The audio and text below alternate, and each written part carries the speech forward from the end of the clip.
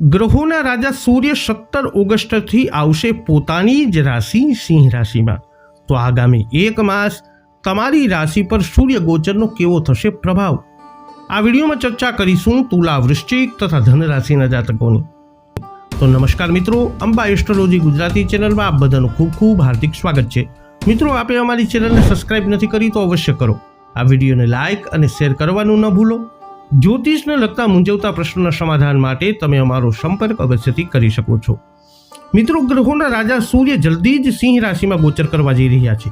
સિંહ રાશિ એ રાશિ ચક્રની 5મી રાશિ છે, જે સૂર્યની જ રાશિ છે।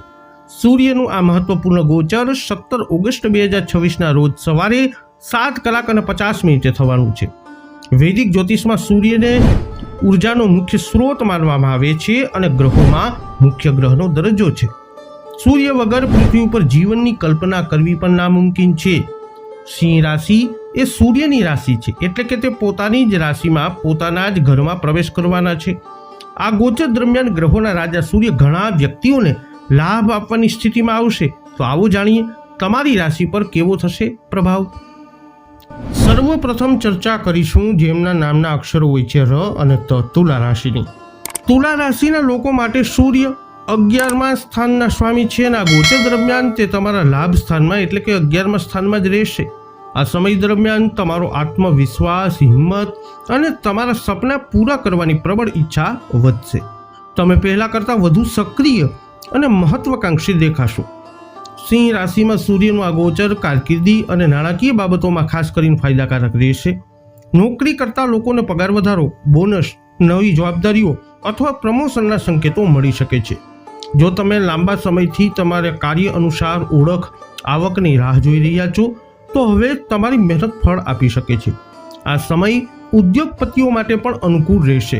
નફો વધી શકે છે, નવી તકો ઉભરી શકે છે અને જો તમે કોઈ નવું રોકાણ, ભાગીદારી અથવા વ્યવસાય વિસ્તરણનું આયોજન કરી રહ્યા છો તો આ સમય તે દિશામાં સકારાત્મક સાબિત થઈ શકે છે। આ સમય તુલા રાશિના વિદ્યાર્થીઓ અને સંશોધન સાથે સંકળાયેલા લોકો માટે પણ સારું રહેશે। અભ્યાસમાં રસ વધશે, એકાગ્રતામાં સુધારો થશે અને વિષયોને સમજવાની ક્ષમતા વધુ મજબૂત બનશે। જે વિદ્યાર્થીઓ સ્પર્ધાત્મક પરીક્ષાઓ, ટેકનિકલ ક્ષેત્રો, ઉચ્ચ શિક્ષણ અથવા ગંભીર અભ્યાસ કરી રહ્યા છે તેઓ આ સમયગાળા દરમિયાન સારા પરિણામો મેળવી શકે છે। જો કે પ્રેમ સંબંધોમાં થોડી સાવધાની રાખવાની જરૂરત રહેશે। સૂર્યના પ્રભાવથી અહંકાર અને આત્મસન્માન વધી શકે છે, જેના કારણે નાની નાની બાબતોમાં સંબંધોમાં તણાવ ઉત્પન્ન થઈ શકે છે। જો તમે પ્રેમ સંબંધમાં છો તો આ સમય ગેરસમજણો દૂર કરવી મહત્વપૂર્ણ રહેશે। હવે વાત કરીશું જેમના નામના અક્ષરો હોય છે ન અને ય, વૃશ્ચિક રાશિની। વૃશ્ચિક રાશિના જાતકો માટે સૂર્ય તમારા 10મા ભાવના સ્વામી છે અને 10મા ભાવમાં જ રહેશે। આ સમય દરમિયાન તમારા કાર્ય પ્રત્યે તમારી ગંભીરતા, શિસ્ત અને તમારા લક્ષ્યોને પ્રાપ્ત કરવાની પ્રબળ ઈચ્છા વધશે। તમે તમારી કારકિર્દી પ્રત્યે વધુ સભાન રહેશો અને કંઈક મોટું પ્રાપ્ત કરવાની તમારી પ્રેરણા પણ મજબૂત બનશે। આ જ કારણ છે કે આ સમય કારકિર્દીની પ્રગતિ, સન્માન અને માન્યતા માટે ફાયદાકારક સાબિત થઈ શકે છે। તમારું વ્યક્તિત્વ વધુ આકર્ષક બનશે અને લોકો તમારા પ્રભાવશાળી સ્વભાવથી પ્રભાવિત થઈ શકે છે। કાર્યસ્થળ પર તમારી હાજરી વધુ મજબૂત બનશે અને ઉપરી અધિકારીઓ તમારા પર વધુ વિશ્વાસ કરી શકે છે। તમને મહત્વપૂર્ણ જવાબદારીઓ મળી શકે છે અને તમે તેને સફળતાપૂર્ણ પૂર્ણ કરશો। જો તમે લાંબા સમયથી પ્રમોશન, નવી ભૂમિકા, સન્માન અથવા માન્યતાની રાહ જોઈ રહ્યા છો તો આ સમય તમારા માટે શુભ છે। આ ગોચર ખાસ કરીને એવા લોકો માટે ફાયદાકારક છે જેઓ વહીવટી હોદ્દા, સરકારી સેવા, મેનેજમેન્ટ, સંગઠનાત્મક નેતૃત્વ, પોલીસ, સંરક્ષણ, જાહેર ક્ષેત્ર અથવા એવા ક્ષેત્રોમાં સામેલ છે જ્યાં સત્તા અને નિર્ણય લેવાની ક્ષમતા મહત્વપૂર્ણ ભૂમિકા ભજવે છે। તમારા નેતૃત્વ કૌશલ્યમાં સુધારો થશે અને તમે તમારી ટીમ અથવા સાથીદારોને યોગ્ય દિશા આપવામાં સફળ થશો। જો કે સૂર્યની શક્તિનું બીજું પાસું એ હશે કે આ સમય દરમિયાન તમે ટીકા સરળતાથી સ્વીકારી શકશો નહીં। જો કોઈ તમારી ખામીઓ દર્શાવે છે તો તમે તેમને વ્યક્તિગત લઈ શકો છો। આ કારણોસર કેટલાક લોકોને તમારું વર્તન થોડું કઠોર અથવા ઘમંડી લાગી શકે છે। નાણાકીય દ્રષ્ટિએ આ સમય અનુકૂળ રહેશે।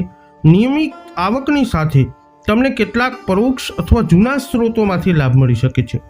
પૂર્વજોની મિલકત, જૂના રોકાણો અથવા અટકેલા નાણાકીય બાબતોમાં પણ પ્રગતિ શક્ય બનશે. હવે ચર્ચા કરીશું જેમના નામના અક્ષરો હોય છે ભ, ધ, ફ, ઢ, ધન રાશિ. ધનુ રાશિના લોકો માટે સૂર્ય તમારા 9મા ભાવમાં રહેશે. આ સમય દરમિયાન તમારા આત્મવિશ્વાસ અને હિંમતમાં વધારો થશે. તમે તમારા વિચારો મજબૂતીથી વ્યક્ત કરશો અને તમારા સિદ્ધાંતો પર અડગ રહેશો. આ ગોચર તમારા જીવનમાં સકારાત્મકતા અને વિસ્તરણ લાવશે. તમારા વિચારો વ્યાપક હશે અને તમે રોજિંદા બાબતો સુધી મર્યાદિત રહેવાને બદલે જ્ઞાન, સંસ્કૃતિ, દર્શન, સાહિત્ય અને જીવનના વ્યાપક અર્થ તરફ આકર્ષિત થઈ શકો છો. આ સમય માનસિક અને આધ્યાત્મિક બંને સ્તરે તમારા વિકાસ માટે અનુકૂળ રહેશે. જો તમે વિદેશ યાત્રા, લાંબી મુસાફરી, વિઝા, ઉચ્ચ શિક્ષણ, આંતરરાષ્ટ્રીય તકો માટે શિષ્યવૃત્તિની રાહ જોઈ રહ્યા હતા તો આ સમય તે દિશામાં શુભ સંકેતો આપી શકે છે. કેટલાક લોકોને ખરેખર બહાર જવાની તક મળશે, જ્યારે અન્ય લોકો પાસે તૈયારી અને યોજના બનાવવાનો સમય હશે. આ ગોચર વિદ્યાર્થીઓ માટે ખાસ કરીને ફાયદાકારક ગણી શકાય.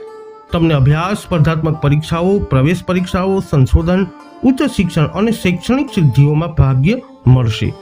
જે વિદ્યાર્થીઓ લાંબા સમયથી સખત મહેનત કરી રહ્યા છે તેમને આ સમય દરમિયાન તેમના પ્રયત્નોનું સારું પરિણામ મળી શકે છે. જો તમે શિક્ષક, ટ્રેનર, ગુરુ, સલાહકાર, આધ્યાત્મિક વક્તા અથવા માર્ગદર્શનની ભૂમિકામાં છો તો આ સમય તમારા માટે વધુ શુભ રહેશે. તમારી વાણી અસરકારક રહેશે અને તમે લોકોને પ્રેરણા, સમજાવટ અને યોગ્ય દિશા આપવામાં સફળ થશો. તમારો સરળ અને સકારાત્મક સ્વભાવ પણ તમારી છબીને વધુ મજબૂત બનાવશે. તો તુલા, વૃશ્ચિક તથા ધન રાશિના જાતકો વૈદિક જ્યોતિષશાસ્ત્ર અનુસાર 17 ઓગસ્ટથી સિંહ રાશિમાં એટલે કે પોતાની જ રાશિમાં સૂર્યનું ગોચર તમારી રાશિ પર કંઈક આવું કરી શકે છે પ્રભાવ. આ વિડીયો અંગેના તમારા અભિપ્રાય, તમારા મંતવ્યો શું છે કોમેન્ટમાં જણાવજો. વિડીયોને લાઇક કરજો, શેર કરજો. આપે અમારી ચેનલને સબસ્ક્રાઇબ હજુ સુધી નથી કરી તો અવશ્ય કરી લેજો. ફરી મળીશું નવા વિડીયોમાં. જય અંબે.